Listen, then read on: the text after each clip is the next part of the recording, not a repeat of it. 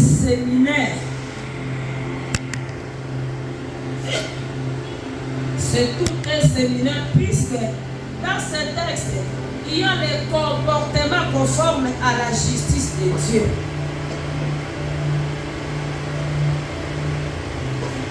Notre thème du jour est intitulé « La vie de la foi mise en pratique ».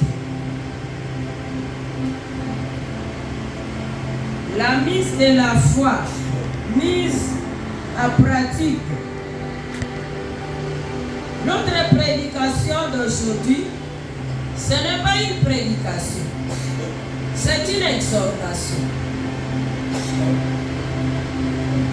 C'est une exhortation. Donc, c'est quelque chose qui nous aide à croître spirituellement. Comme même le thème le dit, la vie de la foi mise en pratique. Donc, nous allons parler de notre vie spirituelle, dans notre marche spirituelle. Comment pouvons-nous nous comporter dans notre marche spirituelle, face à face à notre Créateur, face à face à nos prochains, face à face à ma vie spirituelle moi-même. Amen. Amen. La vie de la foi mise en marche, c'est la consécration au service de Dieu. Amen. C'est la consécration au service de Dieu. C'est la consécration à Dieu lui-même. Donc c'est ta façon de marcher avec Dieu selon ce que tu as attendu de Dieu. Là, tu peux te poser la question, tu te dis, comment je marche? Comment est-ce que je marche vis-à-vis de ce que j'ai attendu de Dieu? Amen. Comment je marche vis-à-vis de ce que j'ai attendu de Dieu? Et nous voyons vers la fin, c'est selon l'appel que Dieu a donné à chacun. Nous ne sommes pas appelés de la même façon. Chacun est appelé de sa manière et chacun a ce potentiel en lui. Ce qui est à moi, ce n'est pas ce qui est à toi. Ce qui est à toi, ce n'est pas ce qui est à lui. Et le Seigneur dit de lui servir selon ce qui est à toi. Amen. Sers ton Dieu selon ce qui est à toi. Et surtout, tu vas servir Dieu de la façon où tu es zélé de lui, où tu es zélé de le connaître. Amen. On a toujours dit que ce n'est pas puisque tu as fait 20 ans dans ton salut que tu vas te taper la poitrine, tu vas dire, moi je suis sauvé il y a 20 ans. Ça va dépendre de ton zèle, la façon dont tu cherches le Seigneur, la façon dont tu veux comprendre la parole de Dieu, la façon dont tu veux connaître les Écritures. Bien-aimés, nous avons l'habitude de faire des formations et des formations. Je veux faire une formation dans tel domaine. Je veux faire une formation dans tel domaine. C'est rare qu'on se dise, je veux faire une formation biblique.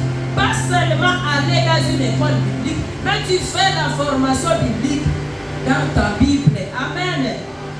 Dans ta Bible. Donc ça dépend de quelqu'un. Ça dépend de ce que toi tu veux faire avec Dieu. Ça dépend de ton zèle avec Dieu.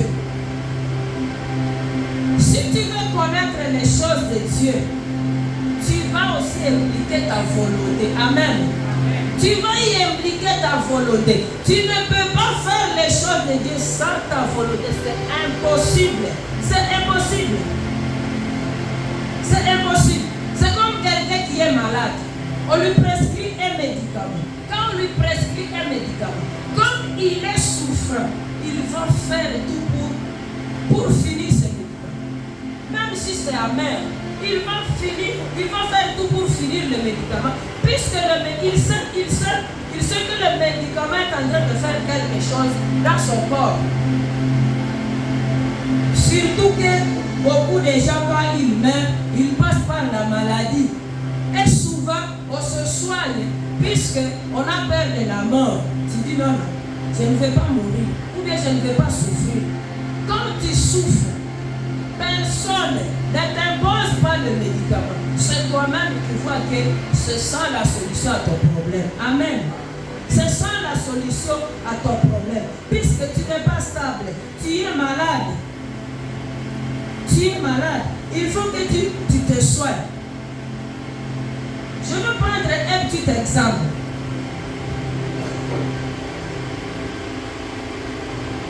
Imagine-toi quand tu n'as pas de charge dans ton téléphone. Tu n'as pas de charge dans ton téléphone, puisqu'il n'y a pas de courant. Il n'y a pas de charge. Comment te comportes-tu quand tu n'as pas de charge dans le téléphone? Nous tous, nous avons des téléphones. Quand tu n'as pas de charge, moi par exemple, quand je n'ai pas de charge, je suis stable. Je suis stable. Tu peux te dire même, il y a des bénédictions que tu vas perdre. On peut te chercher, on peut t'appeler, on ne te trouve pas puisque tu n'as pas de charge. Qu'est-ce que nous faisons quand nous n'avons pas de charge? Tu peux même te sacrifier, tu vas chez le voisin, s'il y a du courant. Tu peux même y quitter à 23h, puisque tu es en train de charger le téléphone. N'est-ce pas? N'est-ce pas? Quand tu n'as pas de charge dans le téléphone, tu sens une instabilité. Quand tu as chargé le téléphone, à ce moment-là, tu es stable. Tu es stable. Nous voyons que dans les choses de Dieu, beaucoup de gens ne sont pas déterminés. Les gens voient les histoires de Dieu comme un passe-temps. Les gens voient Dieu, ils voient aller à l'église, prier, se consacrer à Dieu. Les gens voient ça comme un passe-temps. Nous oublions que ce qui nous embrouille dans ce monde, ce sont les passe-temps. Amen. Tant que tu n'as pas encore distingué, tant que tu n'as pas encore vu que les choses de Dieu, ce sont les choses qui sont primordiales et que ce que nous faisons dans ce monde, ce sont les passe-temps. Tu vas t'embrouiller, tu vas t'embrouiller et tu vas perdre ton éternité. Amen. Beaucoup de gens voient les choses de Dieu comme des passe-temps. D'ailleurs, aujourd'hui, on commence à critiquer les gens qui prient. On te critique, on dit, depuis que tu as commencé à aller prier, qu'as-tu en toi? Qu'as-tu en toi? Et comme nous ne lisons pas la Bible, quand on te dit qu'as-tu en toi, tu commences à te gratter la tête, tu dis, ah oui, hein, qu'est-ce que j'ai sur moi? Est-ce que tu manques les paroles à lui dire ce que tu as? Tu vas manquer les paroles puisque tu ne lis pas la Bible. Tu ne lis pas la Bible. Il faut voir le magicien. Comme il revoit les articles chaque jour. On ne peut pas les tromper. On ne peut pas les tromper. C'est pourquoi quand quelqu'un s'approche sur toi, toi qui ne connais pas la Bible, directement, tu manques les mots à lui dire, puisque tu n'as pas la Bible. Est-ce que réellement, quand on te demande, depuis que tu as commencé à prier, qu'as-tu sur toi? Tu vas manquer les paroles à lui dire. Il faut savoir que les gens de ce monde, ils voient ce qui est physique. Les gens de ce monde voient ce qui est physique. Mais nous, les enfants de Dieu, nous voyons ce qui est spirituel. Amen. Nous voyons ce qui est spirituel. Même quand nous lisons le livre des Colossiens. Colossiens chapitre 2. Colossiens chapitre 2, le verset 8. On dit ceci. Prenez garde que personne ne fasse de vous sa proie par la philosophie et par une vaine tromperie, s'appuyant sur la tradition des hommes sur les principes élémentaires du monde et non sur Christ, car en lui habite corporellement toute la plénitude de la divinité. Vous avez tout pleinement à lui, qui est le chef de toute domination et de toute autorité. Beaucoup de gens nous intimident. Beaucoup de gens nous intimident. Ils nous disent, depuis que tu as commencé à prier, tu n'as pas ceci ou cela, tu n'as pas ceci ou cela. Ils nous combattent même par leur philosophie, par leur vaine tromperie. Ils nous combattent au but. Ils s'appuient sur la tradition des hommes et non sur Christ. Quelqu'un qui ne s'appuie pas sur Christ ne peut pas nous intimider, puisque celui qui ne s'appuie pas sur Christ, il voit la physique, il ne voit pas le spirituel. Il ne voit pas le spirituel. Paul, en exhortant les Romains, ou exhorter qui veut dire appeler au secours à côté de soi. Exhorter, c'est ça. C'est comme je viens de dire que notre prédication du jour, c'est une exhortation. Je peux dire c'est un conseil, c'est une conduite à suivre.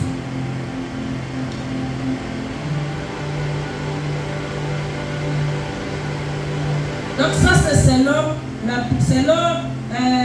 le dictionnaire biblique, appeler au secours à soi, ou bien encouragé par ses propres paroles selon le dictionnaire ordinaire. Donc c'est ça. Paul, lorsqu'il exhorte aux Romains, il veut encourager les Romains dans la foi. Amen.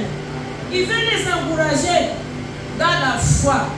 Puisque même Jésus-Christ, quand il nous parle du Saint-Esprit, il nous parle du consolateur. Nous pouvons dire que, bon, il parle de l'exhortation. Jésus, quand il parle du Saint-Esprit, il parle du consolateur. Donc, le consolateur, il nous guide. Le consolateur nous guide. Au même moment aussi, l'exhortation nous guide, puisque c'est lui qui veut être guidé par la parole de Dieu. À la fin de cette exhortation, il va prendre ses dispositions. Surtout que le verset ici, on dit, ne nous conformez pas au siècle présent, mais soyez transformés par le renouvellement de l'intelligence, afin que vous discerniez quelle est la volonté de Dieu, ce qui est bon, agréable et parfait. Ce que nous devons nous poser comme question chaque jour, à chaque instant, nous devons nous poser, est-ce que je suis dans la volonté de Dieu? Est-ce que je suis dans la volonté de Dieu? La parole de Dieu nous transforme jusqu'à ce que tous nos actes posés, est-ce que ce sont les actes qui viennent de Dieu? Est-ce que c'est Dieu qui me dit de faire ce que je viens de poser comme acte? Paul, il a voulu exhorter les Romains. Il a voulu enlever leur conscience, leur réflexion dans un raisonnement qui est, je peux dire, charnel, pour leur donner un raisonnement qui est spirituel. Nous savons que dans nos mots que nous venons de dire comme exhortation, il y a 3 mots qui ont presque une même idée. Il y a l'exhortation, l'encouragement et le conseil. Donc quand Paul parle aux Romains, il les exhorte, oui. Il veut les encourager dans leur marche spirituelle et il veut leur donner des conseils. Comment vous devez marcher pour plaire au Seigneur. Puisque la vie spirituelle, quand nous nous engageons à Christ, nous ne nous engageons pas à Christ pour plaire le monde. Nous nous engageons à Christ pour plaire à Dieu. C'est ça la vie spirituelle. C'est ça la vie spirituelle. Tu t'engages à Christ pour plaire Christ. Pour plaire Christ. Tu renonces au monde pour plaire Christ. nous voyons que Paul, quand il lui parle aux Romains, il lui parle aux Romains avec une autorité de son postulat et de son abnégation. Donc il a l'autorité. Il sait de quoi il parle. Bien-aimé, quand tu exposes à quelqu'un la chose que tu as vécue, tu l'exposes différemment de celui qui ne l'avait pas vécu. Quand Paul parle aux Romains, il parle des choses que lui-même a expérimentées. C'est pourquoi il parle avec l'autorité de son appel. Il parle avec autorité. Il appelle tout chrétien à une marche de sainteté, à une marche de fidélité avec Dieu. Et nous voyons que dans cette marche, il y a l'humilité, il y a aussi l'amour. Quelqu'un ne peut pas plaire à Dieu si tu n'as pas l'amour avec Dieu. Quelqu'un ne peut pas se concentrer. Tu ne peux pas avoir un zèle envers Dieu si tu n'aimes pas Dieu. Amen. Tu n'auras pas ce zèle si tu n'aimes pas Dieu. Il faut d'abord aimer Dieu. Il faut d'abord aimer Dieu. Lui, il nous a déjà aimé le premier. Il nous a aimé le premier en nous envoyant son Fils unique pour venir nous racheter. Alors il faut voir ce grand amour. Ce grand amour. Je me rappelle, on nous donnait souvent un témoignage de deux jumeaux. Un était turbulent, un priait. J'en avais déjà parlé encore ici. Il y avait des jumeaux, un était turbulent, un était priait. Alors le turbulent,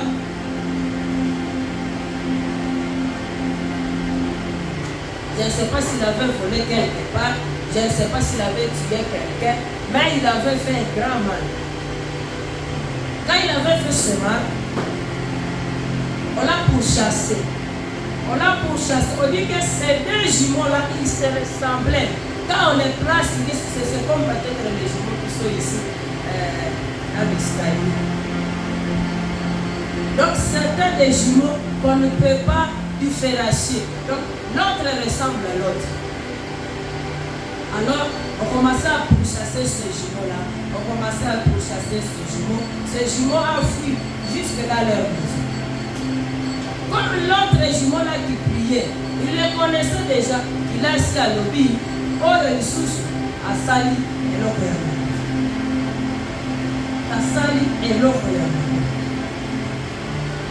Ces jumeaux-là qui étaient dans la maison, par amour de son frère, il a pris les habits que son frère portait. Ils se sont interchangés les habits. Il a pris les habits qu'il portait. Il a donné à son jumeau. Il a porté les habits du jumeau malfaiteur. Il a dit à l'autre jumeau là, va te cacher. Ce jumeau était parti se cacher sous les lits.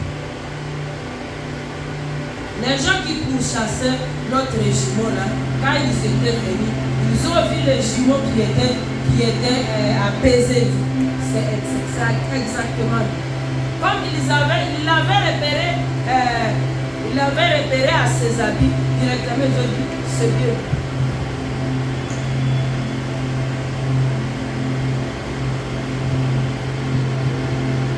On a commencé à les taper, c'était juste par l'amour. Il était mort. Puisque lui, il savait que c'est la mort de son jumeau. Alors que son jumeau, il ne connaissait pas Dieu. S'il était mort à cet instant-là, il allait perdre toute sa vie, il allait perdre son éternité. Alors, l'autre jumeau malfaiteur, quand il a vu que ce jumeau est mort à sa place, ça l'a interpellé, il a changé, il a pris la décision de suivre Christ. C'est pourquoi toi qui as accepté Jésus-Christ comme Sauveur et Seigneur. Jésus a pris ta souffrance. Jésus a pris ta mort. C'est toi qui allais mourir. Mais Jésus, il a pris ta mort. Il a accepté de souffrir à cause de toi pour te donner la vie. Aujourd'hui, il y a beaucoup de gens qui ne connaissent pas le salut. Beaucoup de gens qui ne connaissent pas le salut. Toi qui as compris qui est Jésus. Toi qui as compris que Jésus est venu pour toi. Et les ailes de vouloir avoir le connaître davantage. Amen. Et les hommes de vouloir connaître Dieu davantage, puisque tu as une chose que les gens de ce monde n'ont pas. Mais malheureusement, nous n'avons jamais compris cela. Nous n'avons jamais compris cela. C'est pourquoi nous envions les gens que nous voyons.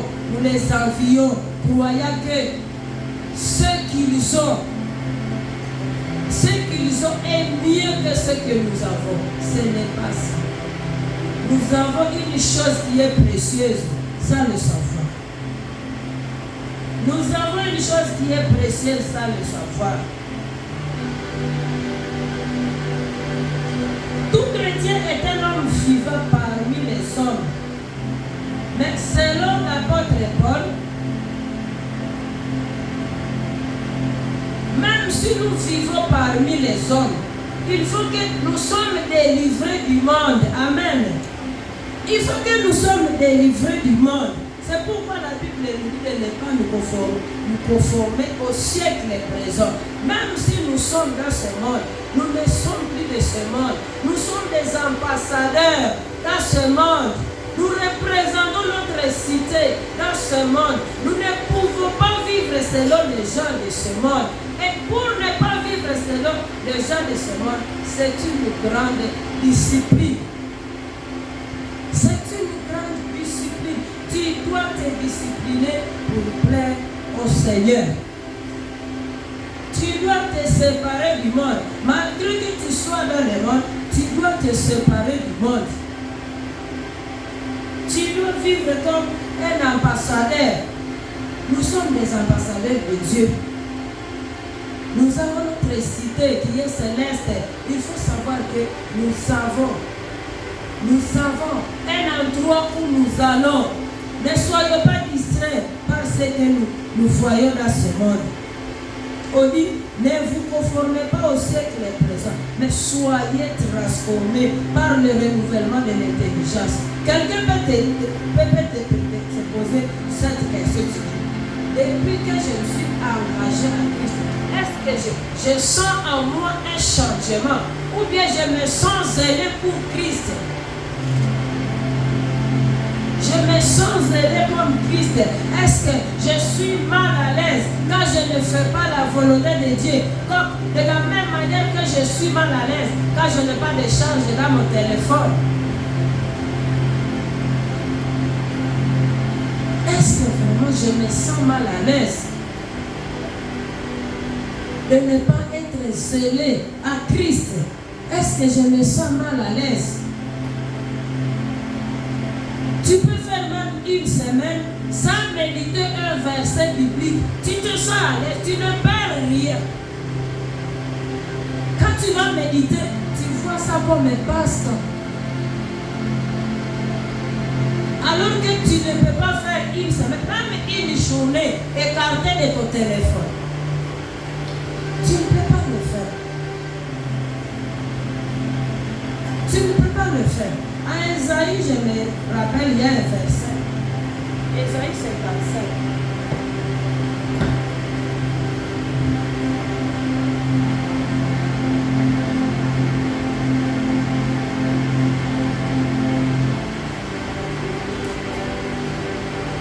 Esaïe 55.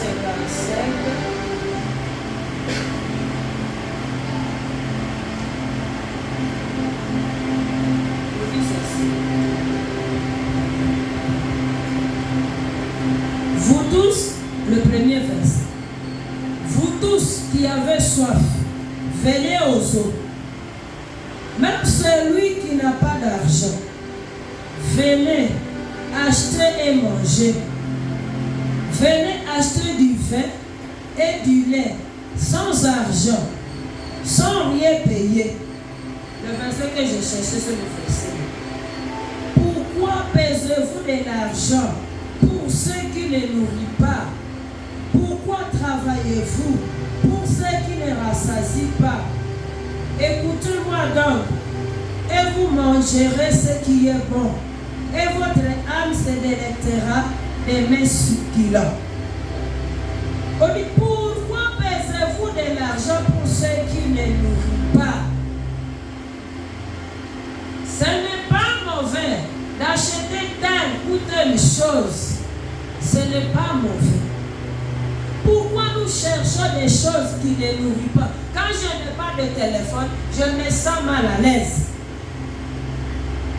Je me sens mal à l'aise. Quand je ne suis pas connecté, je me sens mal à l'aise. Alors que je ne m'ai jamais senti mal à l'aise. Si je fais une semaine sans méditer même un verset. Je n'ai pas le temps. C'était passe-temps. C'était passe-temps. Je n'ai pas le temps. Je crois que c'est dans ce même, oui, c'est dans ce même chapitre, le verset 6. Cherchez l'Éternel pendant qu'il se trouve. Évoquez-le tandis qu'il est prêt. Il y aura des moments où quelqu'un voudra chercher le Seigneur. Il ne le trouvera pas. Il ne le trouvera pas. Bien-aimé, selon notre verset du jour, que chacun de nous puisse voir comment il va renouveler son intelligence. C'est ça l'essentiel dans la marche spirituelle. Renouvellement de l'intelligence, c'est ça l'essentiel. Nous ne sommes pas appelés à Christ pour être des chrétiens stationnaires. Il faut être des chrétiens qui croissent. Il faut être des chrétiens qui croissent. Tu es assoiffé de croître spirituellement. Tu es assoiffé, mais tu es stationnaire. Ça ne te dit rien. Ça ne te dit rien. Quelqu'un peut se demander comment on peut aimer Dieu. Comment on peut aimer Dieu? Nous avons la Bible devant nous. Tu aimes, tu veux connaître ce qui est dans cette doctrine. Tu veux connaître. Tu es assoiffé de ça. Pas par sentiment, intérieurement. Puisque nous devons être transformés extérieurement et intérieurement. Extérieurement et intérieurement. Donc, tout chrétien, il doit montrer par son esprit, dans sa marche spirituelle. Donc, tu dois montrer que tu as reçu Jésus, que tu as Jésus en toi dans toutes les circonstances de la vie. Toutes les circonstances de la vie. Ce même livre des Romains, pour nous montrer que c'est dans toutes les circonstances de la vie. Quand nous lisons dans Romains 8,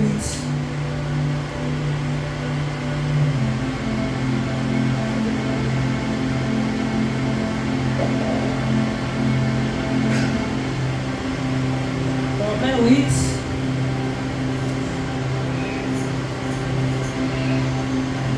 Romains 8, le verset 3, commençons à traiter. Que dirons-nous donc à l'égard de ces choses? Si Dieu est pour nous, qui sera contre nous? Lui qui n'a pas épargné son propre Fils, mais qui l'a livré pour nous tous, comment ne nous donnera-t-il pas aussi toutes choses avec lui? Qui accusera les élus de Dieu? C'est Dieu qui justifie. Qui les condamnera?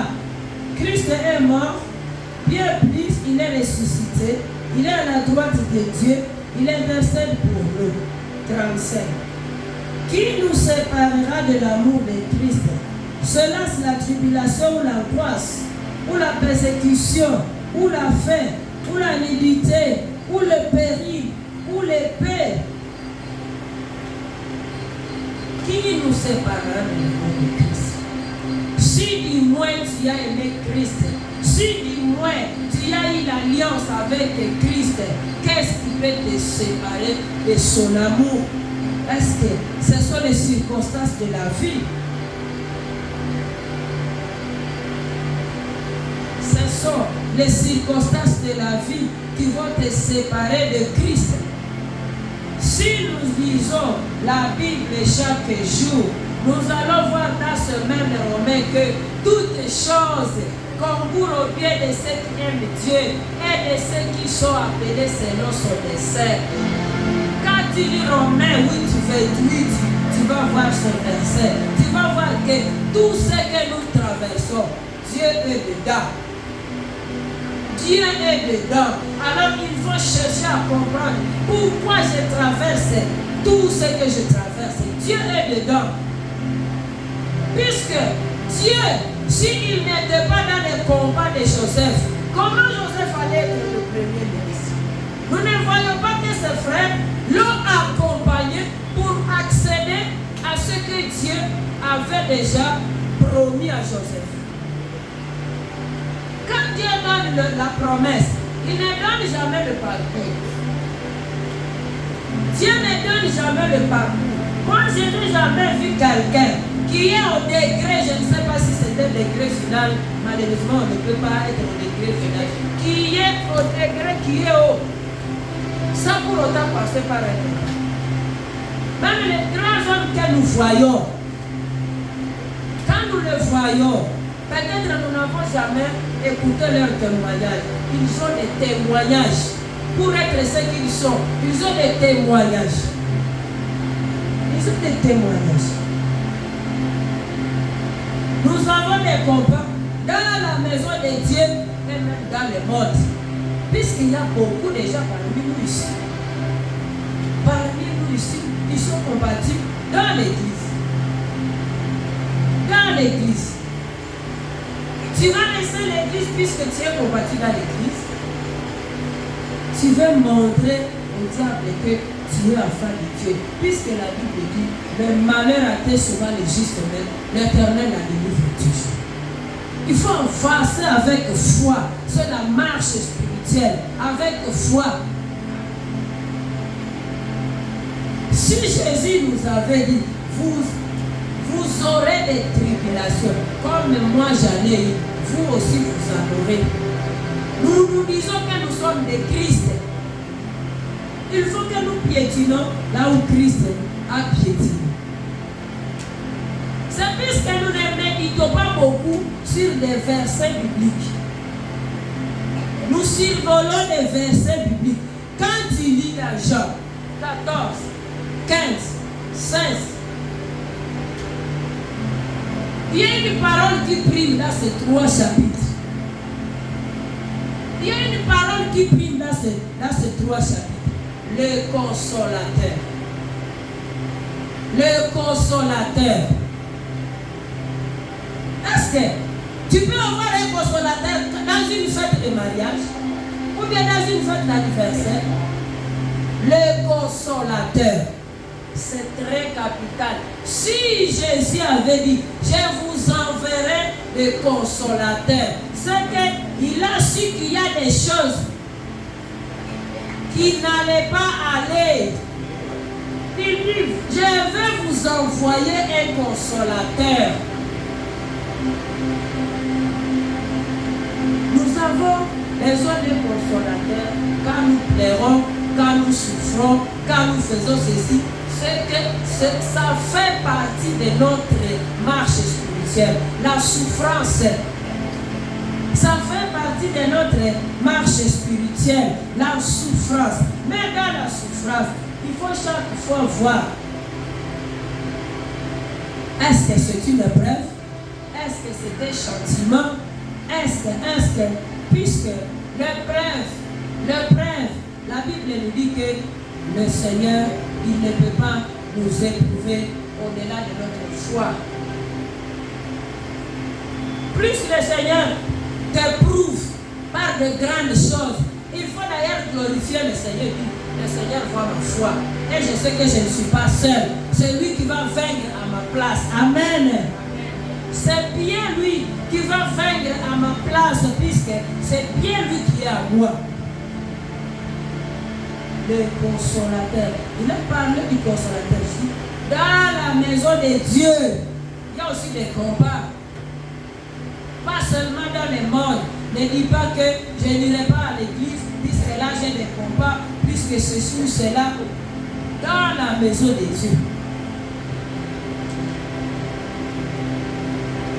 Mais dans tout ceci, ce qui convient, c'est la simplicité du cœur, un esprit paisible qui cherche le bien de son prochain, non pas ta gloire, non pas ton intérêt, mais la gloire, mais le bien de ton prochain.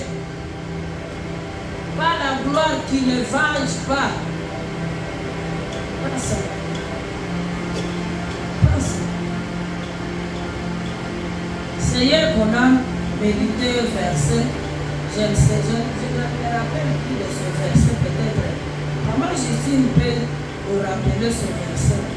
On nous dit, donc, persévérer avec nos ennemis et faisons du bien pour que ces ennemis-là viennent à Christ. Ils viennent à Christ. C'est là,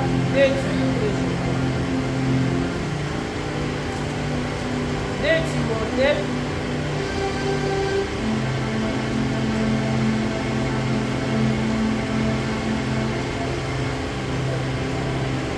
Timothée chapitre 2, le verset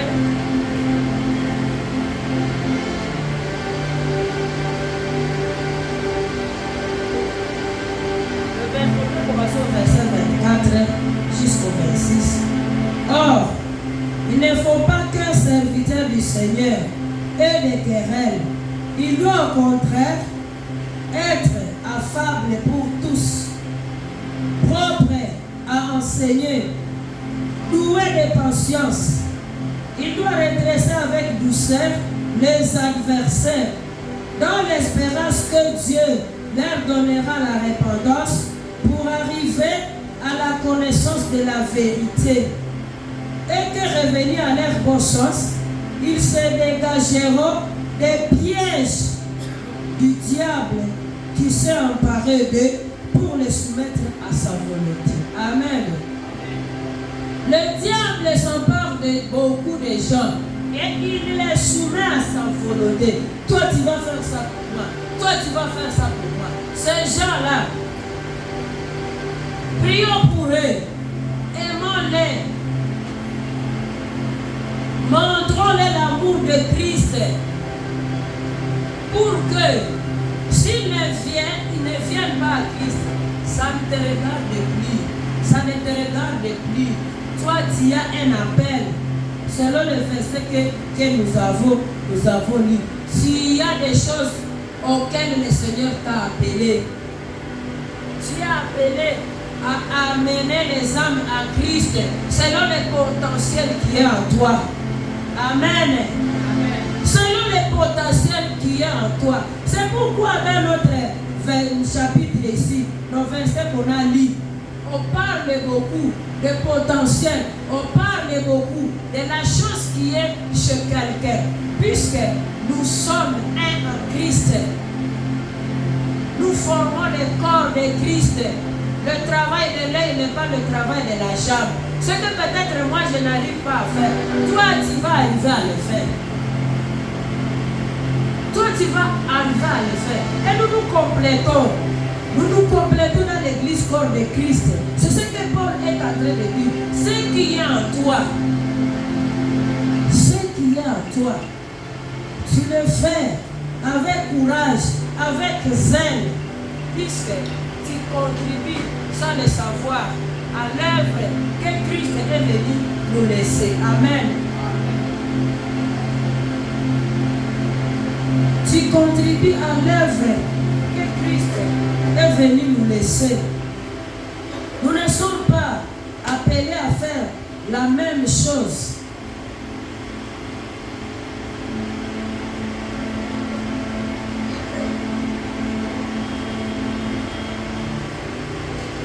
On dit au verset 4, car comme nous avons plusieurs membres dans un seul corps et que tous les membres n'ont pas la même fonction, ainsi, nous qui sommes plusieurs, nous formons un seul corps à Christ et nous sommes tous membres les uns des autres. Nous sommes tous membres les uns des autres.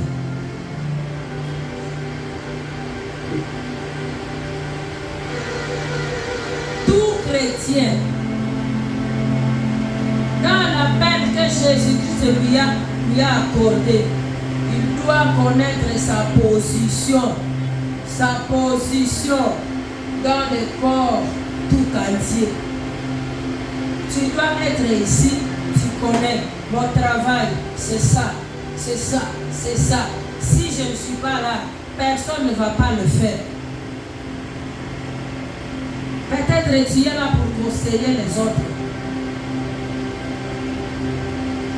Tu es là pour donner des conseils. Tu es là pour repousser les chaises.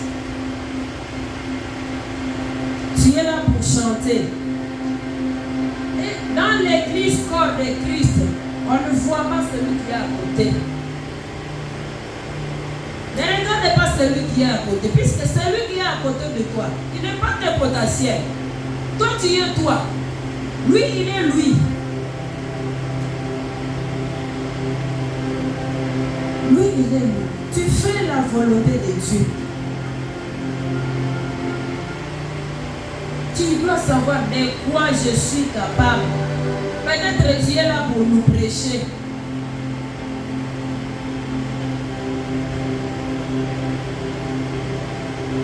Tu vois quelqu'un qui est zélé dans telle ou telle chose, ne murmure pas, prie seulement pour lui. Prie seulement pour lui. Au même moment, toi aussi, tu fais l'introspection, tu te demandes, moi aussi je suis zélé pourquoi? De quoi? De quoi je suis capable?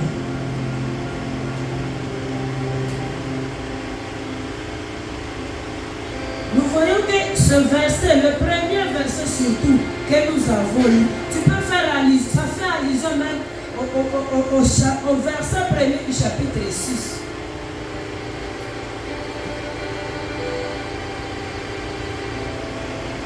Donc Paul, il sait de quoi il parle. Il sait de quoi il parle. Il voit là où le Seigneur l'a soutiré. Surtout pour ça, nous devons être zélés, puisque ce qui donne la joie à Dieu dans le ciel, c'est une seule chose.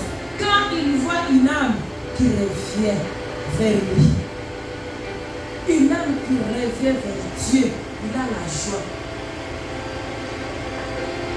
Il peut devenir financièrement, tu es joyeux, tu es content, tu chantes, il peut te guérir, tu chantes. Mais quand il y amène une âme qui était égarée, la Bible dit qu'il y a la joie dans le ciel.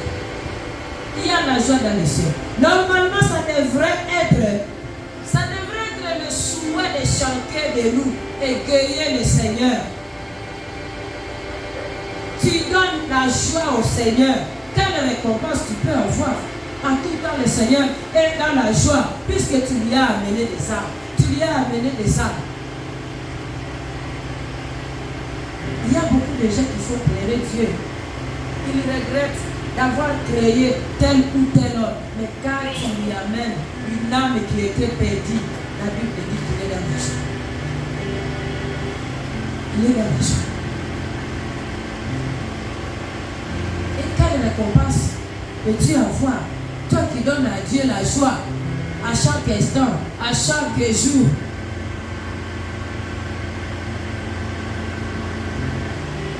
Ce soir, le Seigneur vient de nous rappeler à moi ce qui nous donne la joie. Essayons de faire un petit exercice. Même dans nos maisons, même dans les quartiers, essayons de faire un petit exercice. Tu rencontres quelqu'un, tu dis, le Seigneur t'aime. Le Seigneur t'aime. Est-ce que tu es égoïste dans la parole de Dieu? Le Seigneur t'aime. Comme nous venons de rentrer dans notre premier verset encore.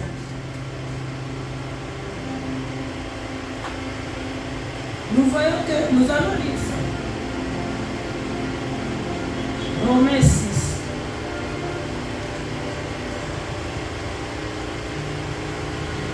Que dirons-nous donc? Aimerions-nous dans le péché afin que la grâce abonde? Loin de là. Nous qui sommes morts au péché, comment vivrions-nous encore dans les péchés? Ignorez-vous que nous tous qui avons été baptisés à Christ, c'est à sa mort que nous avons été baptisés.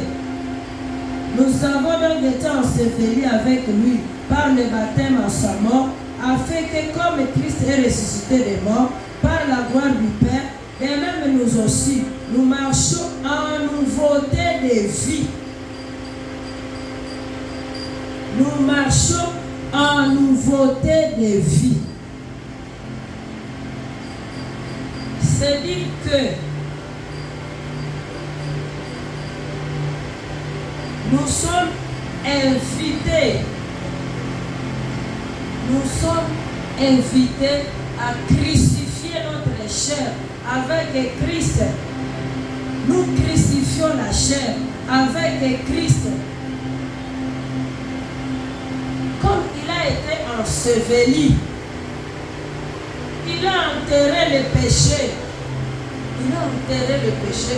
Et quand il s'est réveillé, quand il était monté du tombeau, il a laissé le péché dans le tombeau. Il a laissé le péché dans le tombeau. C'est comme le Paul qui dit dans Galates 2:20, il a dit, j'ai été crucifié avec Christ. Il dit, ce n'est plus moi qui vis, c'est Christ qui vit en moi. Dans notre marche spirituelle, il faut que tu sens que tu n'es plus toi, ce n'est plus toi. Ce n'est plus toi. Si tu étais méchant, si tu étais querelleur, tu sens que ce n'est plus moi. Christ est en moi. Si tu étais conflictuel, tu sens que tu n'es plus ce que tu vis. Tu as changé. Tu renouvelles ton esprit. Et je veux nous dire que de la même manière que nous grandissons, c'est de cette même manière que nous digérons les circonstances de la vie. Parfois, nous voulons lire la Bible comme j'ai dit que c'est l'encouragement, la consolation. La Bible nous console de beaucoup de choses. Ce que peut-être un païen ne peut pas digérer, toi tu digères ça facilement. Tu digères ça facilement. Quand nous sommes scellés pour Christ, nous digérons facilement les circonstances de la vie. Et comme les circonstances de la vie, c'est pour chaque jour. Si tu n'es pas coincé en Christ, tu ne sauras pas. Si tu n'es pas scellé à Christ, tu ne sauras pas. Tu ne sauras pas.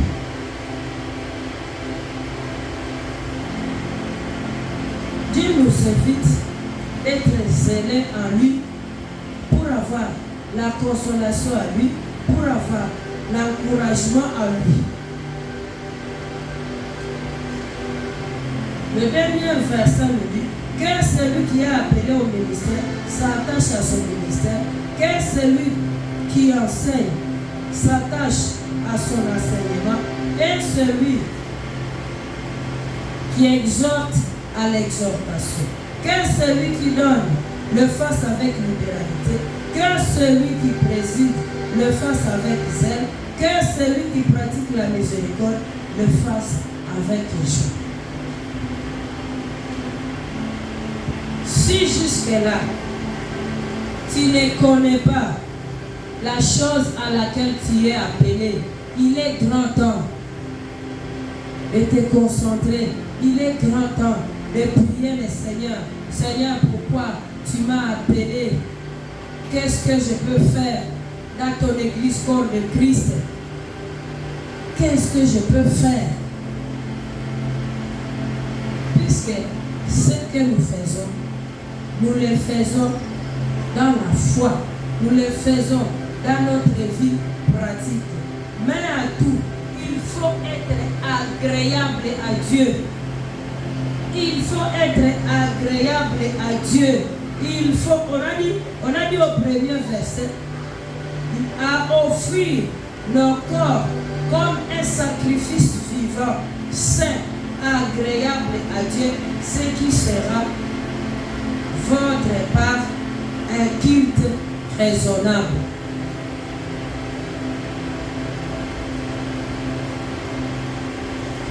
Il faut que dans notre vie pratique, le culte raisonnable, il y a le remerciement, il y a l'adoration, il y a la louange.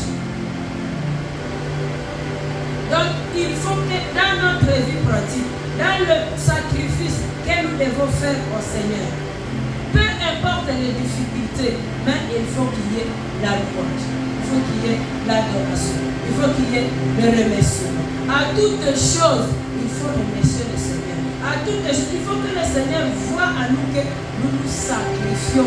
La première chose à faire pour le Seigneur, tu te sacrifies toi-même. Tu te sacrifies toi-même. Donc tu te dépasses pour plaire au Seigneur. Et tu ne peux pas te dépasser quand tu mélanges ta vie avec le péché. Puisque le péché nous détache de Dieu.